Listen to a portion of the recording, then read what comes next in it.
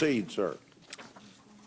Chairman Grassley, Chairman Thune, Ranking Member Feinstein, and Ranking Member Nelson, and members of the committee.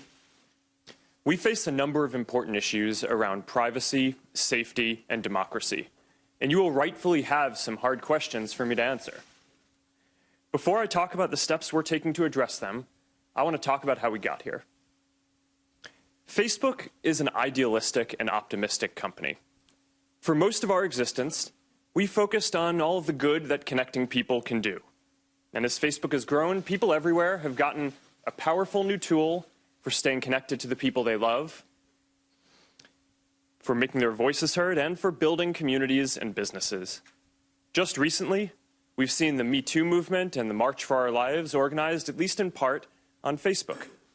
After Hurricane Harvey, people came together to raise more than $20 million for relief. And more than 70 million small businesses use Facebook to create jobs and grow. But it's clear now that we didn't do enough to prevent these tools from being used for harm as well. And that goes for fake news, for foreign interference in elections, and hate speech, as well as developers and data privacy. We didn't take a broad enough view of our responsibility, and that was a big mistake. And it was my mistake, and I'm sorry. I started Facebook, I run it, and I'm responsible for what happens here. So now, we have to go through all of our relationship with people and make sure that we're taking a broad enough view of our responsibility. It's not enough to just connect people. We have to make sure that those connections are positive. It's not enough to just give people a voice. We need to make sure that people aren't using it to harm other people or to spread misinformation. And it's not enough to just give people control over their information. We need to make sure that the developers they share it with protect their information too. Across the board, we have a responsibility to not just build tools, but to make sure that they're used for good. It will take some time to work through all the changes we need to make across the company, but I'm committed to getting this right. This includes the basic responsibility of protecting people's information, which we failed to do with Cambridge Analytica. So here are a few things that we are doing to address this and to prevent it from happening again. First, we're getting to the bottom of exactly what Cambridge Analytica did and telling everyone affected. What we know now is that Cambridge Analytica improperly accessed some information about millions of Facebook members by buying it from an app developer.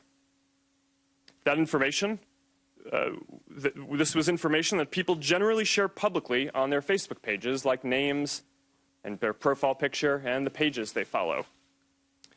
When we first contacted Cambridge Analytica, they told us that they had deleted the data. About a month ago, we heard new reports that suggested that wasn't true.